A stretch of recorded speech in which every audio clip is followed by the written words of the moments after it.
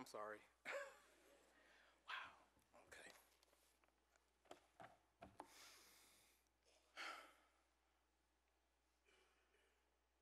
Let me first thank Indiana University Hall of Fame nominating committee for placing my name in consideration. It's an honor. Okay, it's an honor and a privilege to be inducted into this Hall of Fame with these other legends before me.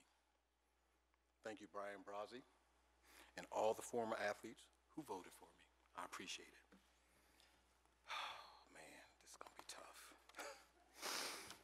Okay, as I stand before you, I was told that I had to give an induction speech. Oh, okay, how's that? Oh, good. As I stand before you, I was told that I have to give an induction speech. So many thoughts raced through my mind about my journey at Indiana University and the numerous individuals who might not know it but were critical in my success as a student athlete and as a person. I must recognize these individuals now because I would not be standing here before you without their assistance. Man. Okay. First and foremost, let me thank my sister Ernestine Williams. She started my track career in 1974. I watched my sister run around a 400-meter track, and she won a Monopoly game. I said, I can do that. And that's how I started my track career. As crazy as it sounds, that's how I started my track career. Now, let me thank my mother, Della Robinson, who wanted me to attend Iowa or Illinois because she liked the coaches there. As I told my mother in July 1982 before I signed the paperwork that Coach Bell had sent to me, I don't care if you like those coaches. I'm the one who has to practice. I'm the one who has to run. I like Coach Bell.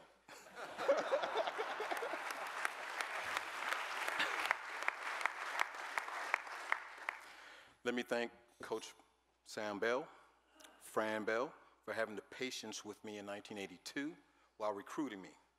My recruiting trip was a disaster. I lost my wallet. Coach Bell served fish for dinner, and I'm not a big fish fan. But a little voice inside me said, this is the place. After the Junior Olympics in Lincoln, Nebraska, I called up Coach Bell, and I told him that I still wanted to attend IU if he would have me. Coach Bell sent me the documents. We didn't fax back then, overnight mail, and I received them, and the rest is history. Thank you and your family for the last 30 years of friendship. I appreciate it. Thank you.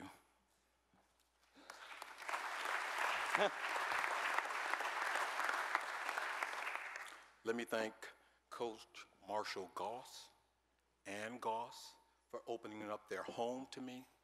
Dinners, chocolate chip cookies without nuts, driving me from Fort Wayne, Indiana, from the Midwest Meet of Champions to Bloomington, and allowing their son Chris to take me to Spaceport, when there used to be a spaceport, and for allowing me to attend Betsy's swim diving matches. Coach Goss, you're the only one who will understand this comment. Thank you for the 3 pieces of tape on the track. He knows what that means. Thank you for your 30-year-plus friendship. Thank you. Let me thank Coach Henson, Mrs. Henson, for their hospitality and allowing me to store my motor scooter in the winter months there. I appreciate that. Let me thank Coach Carol Stevenson. In 1988 at the Olympic trials in Indy, I had my participant number, which was 1234, 1234. Coach Stevenson walked up to me before I ran, and she pointed her finger at me, and I'll never forget this. You know what those numbers represent? I said, no. First round, second round, semifinals, finals. Okay, cool. All right. Let me thank Darren Kern. On my recruiting trip here in 1982, I saw Darren jogging over there by Ballantine Hall. I asked Coach Goss and Dr. Bannon if I could speak with him because on my previous recruiting trips, I didn't believe I was getting the truth. That's a nice way of saying it. So my first question I was asking Darren, do they tell you what to tell the athletes? He told me no. I spent the rest of my recruiting trip with Darren, and we had a frank discussion. And Darren said, if I can make it here, you can as well. Thank you, Darren. I appreciate what you did for me then.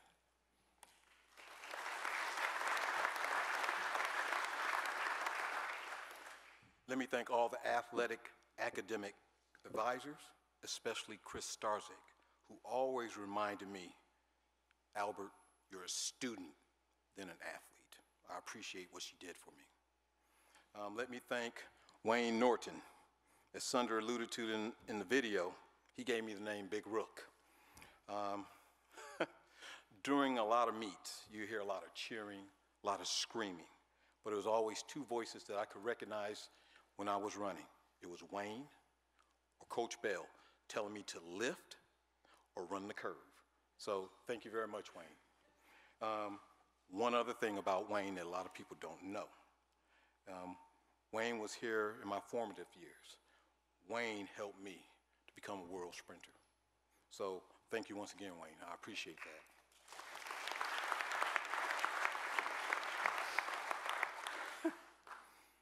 Man. Let me thank Professor James Kennedy, who helped me land a job as a chauffeur with former President Thomas Ehrlich, so I was able to remain in Bloomington and continue to train. Let me thank former President and Thomas Ehrlich, Ellen Ehrlich, for allowing me the flexibility to train.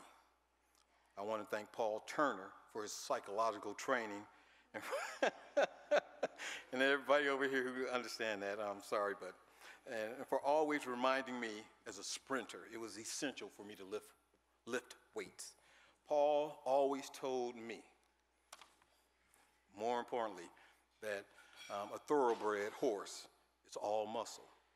And Paul insistently said, muscle moves muscle, so don't be afraid to get bigger. I need to thank Randy Heisler for his helping me with his weight training program. And, oh man. Let me thank rebound physical therapist Brenda Hackney, an IU grad, and Stephanie Porter, also an IU grad and a former competitive swimmer here at IU, for recognizing that I had a, I guess you call it imbalance in my hamstring, a 50% imbalance. They rebuilt me. They made me faster. They made me stronger. I sound like I'm the $6 million man, but that's crazy. But that's what they did, and I need to thank them for that. Let me thank gold medalist Sunder Nix over here for telling, that's right.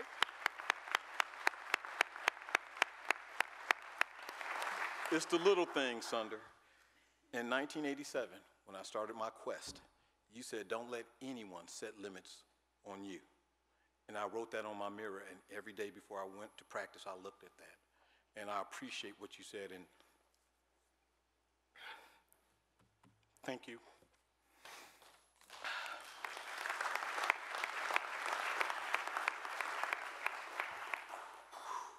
Finally, let me thank my wife, my better half, Aileen, just for being there for the last 20 years. I also want to thank my twin daughters, Rachel and Sydney, for pleading, for pleading with me to coach them when I was reluctant to do so. Thank you, girls, for getting me excited about track and field again. And at 12 years old, Rachel and Sydney, you have more talent than I did.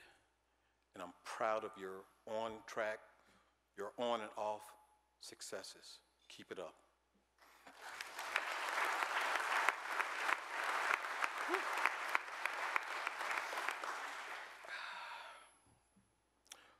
When I think about IU track, some of my successes and failures, I realized that my individual success was nothing unless the team won. When I was in high school, I believed that I was the team because I won the Illinois State Championship, 100, 200, set a state record. My school finished in the top 20. I really didn't understand what the concept was of team was until 1984, Big Tens, outdoor championship at Ohio State. And let me explain why. Some of my teammates competed in only one event, pole vault, triple jump, 1,500 meters. As a sprinter, I had the privilege to run at least 2 events, indoors, 55 meters, or 300, and outdoors at least three events, 100, 200, 4x100 meter relay. At the Outdoor Big Ten Championship at Ohio State, I won the 100, won the 200. Our 4x1 finished 3rd. I was named athlete of the meet. However, the team lost for whatever reason. We won't talk about that, but we lost by a point. As corny as it may sound, when I saw some of the disappointment on some of my teammates' faces, I vowed that I would never, ever let that happen again. I said I would do everything in my power to make it to every conference final and to win every conference final. Next opportunity I had to keep my vow was at Big Ten Indoor Championship in Wisconsin, 1985. However, I lost my focus during the 300-meter dash, and because of that lapse of concentration in the semifinals, I drew lane 1. If you watched the Summer Olympics this year, especially the U.S. women's 4x100 meter relay, you understand the difficulties of running in lane 1, especially for a sprinter. Wayne, don't laugh. In the team meeting, I knew the tongue lashing was coming from Coach Bell. My lapse in concentration, I knew it was coming. I've already did a pretty good job on myself. I beat myself up quite well. I knew I couldn't win from lane 1, and I jeopardized the team title because of that. I entered into the meeting and I confided in Wayne, told him that I was afraid to enter the meeting. And I'll never forget this. Wayne said, quote, "When you go into the desert and you know that you might encounter poisonous snakes, don't you take a snake venom kit with you to be prepared?" So I walked into the meeting and I was prepared for my verbal thrashing. And sure enough, Coach Bell took me to the woodshed.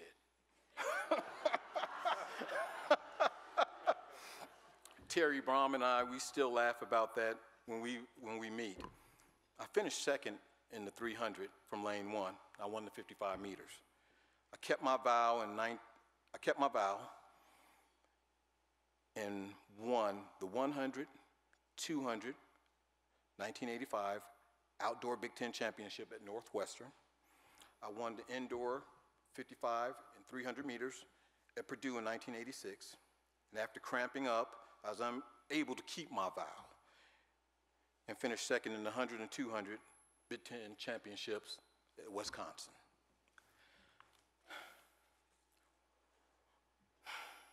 When I think why I was successful, it was because of the team. I didn't want to let people down like Darren Kern, John Thomas, Sunder Nix, Larry Streeter, Dave Bowles, Terry Braun, Brian Baxter, James Murphy, Danny Burden, Kevin Martin, Evan Gill, Roger Hunter, Scott Reed, Ron Jones, Kerry Zimmerman, Steve Glander, and so many of my teammates. As silly as it may sound, it was my self-imposed burden to earn as many points as possible that drove me to my success. And it wasn't my success. When I was successful, the team was successful. As I mentioned earlier in my speech, I don't think I did, but my daughters, they run track. And I must admit, it's fun to watch them run. I forward videos along with comments similar to what Coach Bell used to do. Now, on June 27th, I was preparing videos to send out to like Coach Goss, Wayne, Evan, Darren, some other people, of my girls when they ran at USATF Championship, Illinois Championship. I received a call from Mrs. Goss, who informed me of the passing of Coach Bell.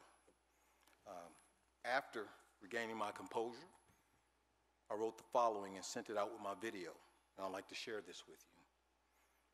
I was told that my former track coach, Indiana head coach Sam Bell, passed away Coach Bell, thank you for giving me, this native Chicago Southsider, an opportunity to compete at the highest level. Thank you for your words, which changed my life as a sprinter and as a person at the Drake Relays in 1983. Albert, let me share this with you. You can run with Carl Lewis. You can run with Calvin Smith. Thank you for believing in me when I didn't even believe in myself or my own abilities.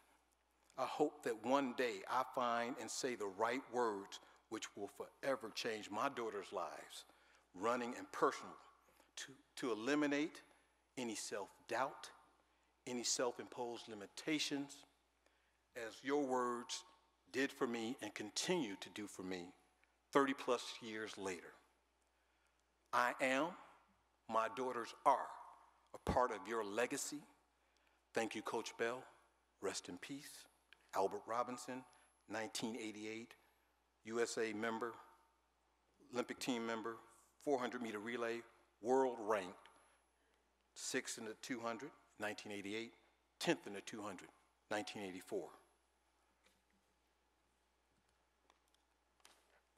In closing, once again, thank you for allowing me this opportunity to express how Indiana Track Program and the individuals associated with the program has changed my life. Thank you.